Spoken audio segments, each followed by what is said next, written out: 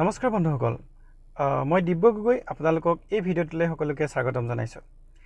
এই ভিডিঅ'টোৰ যোগেদি শ্বেয়াৰ কৰিম যিহেতু মই ফৰ্চাছ ফৰ্টন কনচেপ্টৰ লগত আৰ্নিং প্লেটফৰ্মৰ লগত জড়িত আৰু এই আৰ্নিং প্লেটফৰ্মটোৰ লগত কেৱল 4 মাহ অতিক্ৰম হৈছে। 4 মাহ হৈছে লঞ্চ হোৱা ফৰ্চেছৰ 4 নম্বৰ প্ৰজেক্ট, কিন্তু ফৰ্চাছ আজিৰ প্লেটফৰ্ম নহয়, ফৰ্চাছ 2020 পৰা পৰিচালিত হৈ আহিছে। তাৰে এটা পাৰ্ট হৈছে ফৰ্চাছ ফৰ্টন। এতিয়া ফৰ্চাছ ফৰ্টন অন্যান্য কনচেপ্টৰ লগত তুলনা নহয়। যি ধৰণে আমাৰ প্ৰত্যেকৰ মনত এটা ভয় ভাৱ থাকে যেতিয়া আমি কোনোবা এটা প্লেটফৰ্মত কাম কৰিবলৈ যাওঁ, যে মনলৈ ভাৱ আহে যে এইটো কিমান দিন চলিব, স্কেম হ'ব নেকি মোৰ লগত, বা ছিষ্টেম খেলিমেলি হৈ যাব নেকি, বা হেৰাব নেকি, বন্ধ হৈ যাব নেকি, তেনেকুৱা ধৰণৰ কিছুমান কনফিউজন থাকে। কিন্তু ফৰ্চাছ প্লেটফৰ্ম আপোনালোকে হয়তো দেখি আহিছে ডিচেণ্ট্ৰেলাইজ হোৱাৰ বাবে। ব্লকচেইন কি হয়, আজি টেকন'লজি যুগ, প্ৰতিজন ব্যক্তিয়ে জনাটো উচিত। ব্লকচেইন গুগলত গৈ চাৰ্চ কৰি চাওক, হোৱাট ইজ ব্লকচেইন, ডিচেণ্ট্ৰেলাইজ কি হয়, এবাৰ গৈ নিশ্চয় চাওক। ব্লকচেইন বেছ যিবোৰ প্ৰজেক্ট থাকে, সেই প্ৰজেক্টত কোনো ধৰণৰ চেণ্ট্ৰেলাইজ ছিষ্টেমৰ নিচিনাকৈ কোনোবা মালিক বছৰ অধীনত থকা ছিষ্টেম নহয়। তাত কোনো ধৰণৰ কোম্পানীৰ একাউণ্ট বা MD CMD থকা প্লেটফৰ্ম নহয়। এইটো হৈছে ডিচেণ্ট্ৰেলাইজ প্লেটফৰ্মত ইয়াৰ বছ আপুনি নিজেই নিজৰ ছিষ্টেমৰ অ'নাৰ হৈ কাম কৰিব পাৰে। ইয়াত লাইভ দেখুৱাইছোঁ আমাৰ প্ৰজেক্টটো। যদি আপোনালোকেও ইয়াৰ কিমান সত্যতা আছে আপোনালোকেও ভেৰিফাই কৰি চাব পাৰে। গুগলত যাব, ওপৰত দেখা পাইছে ton.forsas.io চাৰ্চ কৰি দিব। চাৰ্চ কৰাৰ পিছত ইয়াত 50,000+ কমিউনিটি জড়িত হৈছে কেৱল 4 মাহত, আৰু হোল ফৰ্চেছত 35 লাখতকৈ অধিক লোক ব্যক্তি জড়িত হৈছে। এই 5 বছৰত 35 লাখতকৈ 36 লাখতকৈ অধিক লোক জড়িত হৈছে কেৱল 5টা বছৰৰ ভিতৰত।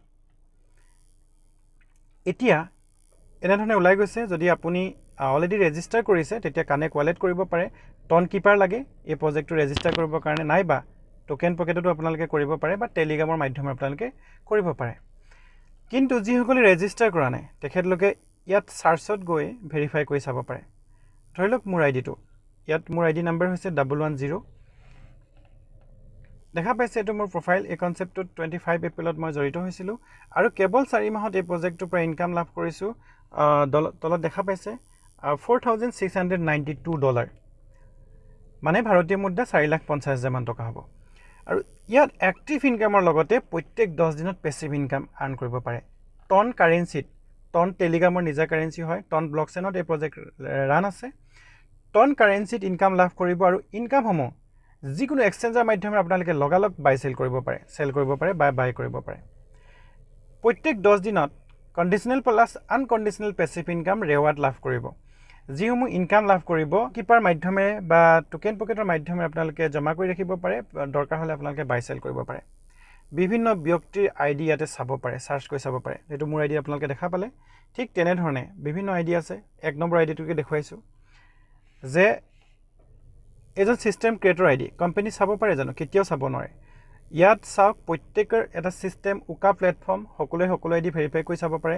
4 মাহত এই প্ৰজেক্টটোত ইনকাম কৰিছে $32,000। 4 মাহত এই প্ৰজেক্টটোত ইনকাম কৰিছে আপোনালোকে দেখা পালে $32,852, মিনিমাম 30 লাখ টকা। আজিৰ ইনকাম, ডেইলি উইথড্ৰ কৰিব পাৰে 31 টন। 1 টনৰ ভেলু $3তকৈ অধিক। মিনিমাম $95 আজি ইনকাম কৰিছে, 9,000 মান টকা আজি ইনকাম কৰিছে। তেনেকৈ প্ৰতিজনৰ ID চাব পাৰে। ধৰি লওক আৰু এটা প্লাছ পইণ্ট চাব, এই আইডিটো দেখাইছোঁ। এই আইডিটো ছিষ্টেম ক্ৰিয়েটৰ, যিজনে ছিষ্টেম বনাইছে তেখেতৰ তলৰ ID, কমিউনিটিৰ ID। ইয়াত সকলো ID সমান আছে, সকলোৱে মালিক হৈ এই প্ৰজেক্টটোত কাম কৰিব পাৰে। এইজন ব্যক্তিয়ে এই প্ৰজেক্টটোত কেৱল 4 মাহত ইনকাম কৰিছে $58,468, ভাৰতীয় মুদ্ৰাত 57 লাখ টকা। ভাবি চাওক, যোনে বনাইছে ছিষ্টেম কম ইনকাম কৰিছে, কাম কৰা ব্যক্তিয়ে বেছি ইনকাম কৰিছে। ঠিক তেনেধৰণে মোৰ যোগেদি যদি যিসকল ব্যক্তিয়ে কাম কৰিব, হয়তো মোতকৈ আপোনালোকে অধিক ইনকাম কৰিবলৈ সক্ষম হ'ব। ইয়াত কোনো উচ্চ নিচ ভেদাভেদ বোলা বস্তুটো নাই।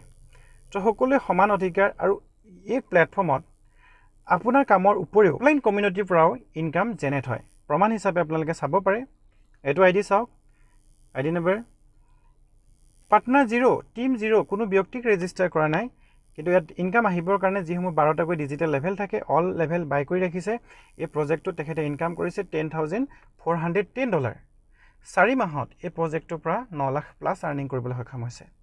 তো কাৰণ এই কনচেপ্ট আপলাইন, ক্ৰছলাইন বা নিজৰ টিমৰ পৰা ইনকাম জমা হয়। ডিষ্ট্ৰিবিউট হয় এই ইনকামবিলাক যেতিয়াই মন যায় নিজৰ ওপৰত ডিপেণ্ড কৰে যে আপুনি বেংকলৈ কেতিয়া কনভাৰ্ট কৰিব তো এটা স্বাধীন চিটিয়া প্লেটফৰ্ম এটা ইউনিক প্লেটফৰ্ম এই প্ৰজেক্টটো যিমান মেক্সিমাম লেভেললৈ ষ্টাৰ্ট কৰিব সেই অনুসৰি এই প্ৰজেক্টটোৰ পৰা বেনিফিট ল'ব পাৰিব আৰু যিসকল ব্যক্তিয়ে নিম্নতম 6 লেভেলৰ পৰা যদি ষ্টাৰ্ট কৰে 6 লেভেলৰ পৰা যদি ষ্টাৰ্ট কৰে তেখেতে আনকণ্ডিশ্যনেল পেছিভ ইনকামৰ বাবে কোৱালিফাইড হ'ব তো আনকণ্ডিশ্যনেল মানে ধৰক কিবা কাৰণত যদি ৱৰ্ক কৰিব নোৱাৰে সেই ব্যক্তিজনেও আপলাইন বেনিফিট বা ক্ৰছলাইন বেনিফিটটো থাকিবই যদি এক্টিভ পাৰ্চনত থ্ৰুৱেদি ৰেজিষ্টাৰ কৰে তথাপিও প্ৰত্যেক 10 দিনত তেখেতলোকে যিটো ফাণ্ড জমা হ'ব যিটো ফাণ্ড গ্লোবেলি জমা হ'ব সেই ফাণ্ডৰ পৰা 50% ফাণ্ডৰ পৰা এটা বেনিফিট পাই থাকিব 2x লৈকে তো তেনেধৰণৰ ইনকামৰ ব্যৱস্থা আছে আৰু কাম কৰি এই প্ৰজেক্টটোত আপুনি গোটেই জীৱনত যিটো ইনকাম ভাবিব সেই ইনকামটো এক প্লেটফৰ্মৰ মাধ্যমেৰে কেৱল এটা বছৰত কমপ্লিট কৰিব পাৰে বা দুটা তিনিটা বছৰত আপুনি